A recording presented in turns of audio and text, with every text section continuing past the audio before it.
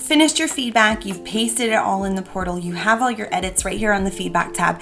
Your next step is to go save yourself some time next time you have this lesson. And I promise you, it does save a lot of time. Click over to favorites. Your favorites tab is where you will see a bunch of stuff, and it looks a little overwhelming. Don't be intimidated by the favorites tab. I promise you, it is awesome. So here it is. Let me just explain it simply. The favorites tab is like your personalized resource bank, okay? So all of the columns you see, the ones like C, D, E, F, these are all columns specifically for a type of resource. And then all of the rows are lesson codes. And the lesson codes are actually automatically updated by us on the back end. So don't edit anything on really anything in column A or B. Don't type anything there. Don't type in any of these rows at the top either, because all of those are generated as well. All right, so let's just go ahead and do it here. All right, so click the drop down arrow over here in A9. A9 is where you'll select a lesson from your planner tab. It is always only going to show lesson codes from your planner tab. This is not connected to our resource bank, so you can't type in a lesson code. That might mess up your drop down box, so don't do that. So let's just, for example, I'm going to select right here, level 4, unit 5, lesson cycle 2. So here's what it does. It actually populates all the stuff that's on your planner tab and your feedback tab, and it puts it all in a nice and tidy little box up here. And it will allow you to copy and paste those links, just like on the rewards tab, to the corresponding row for this code. Now, instead of scrolling for days, because that's going to get annoying real quick, you're going to use this find lesson code button. So when you click it, it's going to do the scrolling for you. We're all about easy with the planner, okay?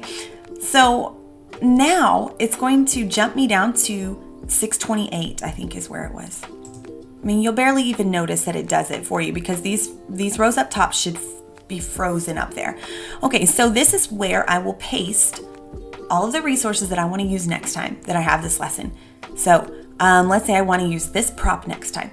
Note that whatever mode you have selected currently on your planner tab, so remember that preview, present, edit mode, all those different modes, whatever mode you have selected there is what's going to be saved as a favorite. So I'm using Control C to copy, and then I'm going to go down here, and you can either click this button again, it'll highlight that row and it makes it easier to see, or you can just kind of eyeball it. All right, so I am selecting the props column, but I'm selecting the cell that's right there in the middle, and I'm going to use Control V to paste it. I'm going to do the same thing for a reward. Okay, so Control C, Control V. Okay, now let's talk about feedback, because there are boy and girl versions of the feedback templates, and depending on what gender your student was, you might have edited the girl one or you might have edited the boy one. So always remember which one you edited.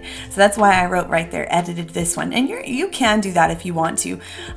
However, what you can't do is double click and edit this right up here. This will cause your formulas at the top to fail. It won't pull those feedback templates anymore. So I suggest doing this. So I edited this template, so that's the one I want to save. And I'm going to paste it in column E. It's a little misleading because I know it's over there in F, but the column E is where you'll paste your feedback templates. And I'm going to hit Control V to paste it.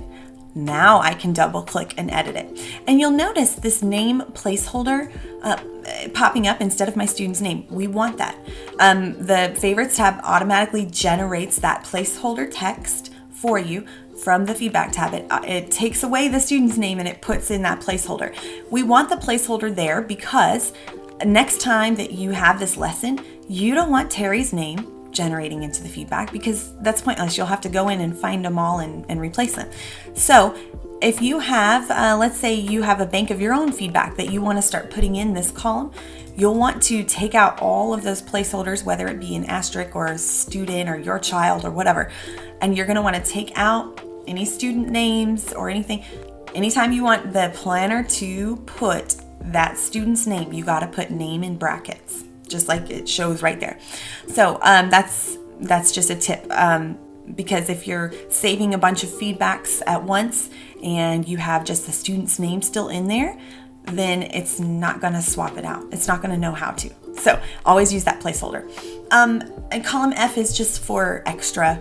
You can put your lesson notes in there. So maybe like, I like to write lots of math at the end, whatever. All right. So that's how the favorites tab works. I would do that for all of my lessons. And at first it's going to feel like it's time consuming, but I promise you, once you start to see those favorites generating when you're inputting your schedule, it's going to feel good. So keep watching. Let's talk about the classes tab next.